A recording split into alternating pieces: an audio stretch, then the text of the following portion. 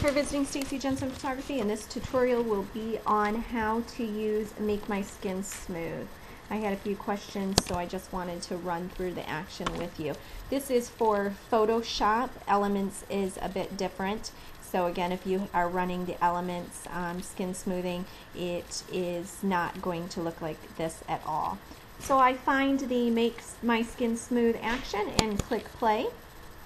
It's going to let me know that there are some things that are going to happen in the background. Right now, a color range selector is going to come up, so I'm going to hit continue. And again, it is going to explain what is going to happen here. It says, now get ready to use the next screen to select all parts of the skin that you want to smooth. This screen that pops up is a color selector. It's not going to change your picture to look like this. It is just trying to ask you which pixels you want. So we want to put our selector on her face saying that we want this color, and you see in the box her face has turned white. All white areas are what will be smoothed. You can see that there's a little bit of her forehead that I need to get as well because it didn't show up. So what I do is I hold down my shift button and then select that area as well.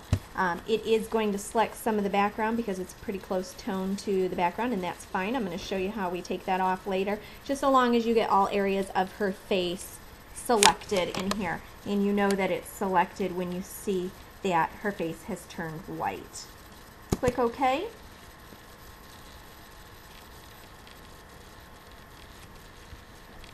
Actions are going to happen in the background that will make the skin smoothing.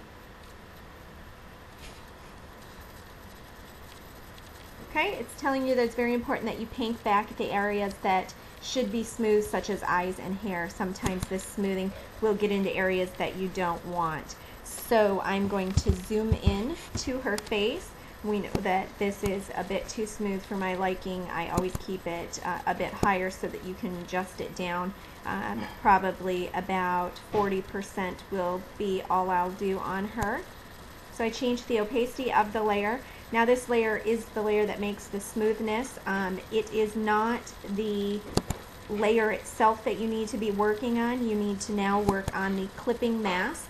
A white clipping mask means that you have everything shown, and there are going to be some areas that we don't want shown. Remember, it did smooth the background a bit because it was in the color range selector, as well as there could be areas of her eyes and mouth. It doesn't look like it did any eyes and mouth, but I'm going to show you how to fix it if it did.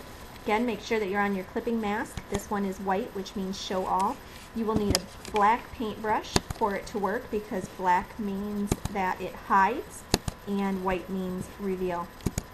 So I'm going to go over here with a black paintbrush on a white clipping mask and paint over the areas that I do not want softened. Again, it doesn't look like it softened her eyes at all, but just as a precaution and for this tutorial I'll show you how to do that, as well as take it off of any areas of the photo that it may have done that I don't want, such as a background, such as her hair. Her hair is pretty pale too, so it may have thought I wanted her hair. Obviously, if this were a brunette, it wouldn't select that. The program is built so that it selects pixels of a color range that you chose, and by clicking on the face, you chose anything similar to that. So that's it. You're finished. Her face is smooth.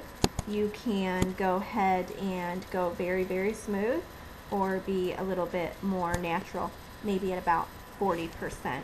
Always make sure that your brushes are at 100% opacity. I did have it only at 60, so you could see in my clipping mask the gray area means that it wasn't completely erased out. Thank you for visiting, and please visit StacyJensenPhotography.com.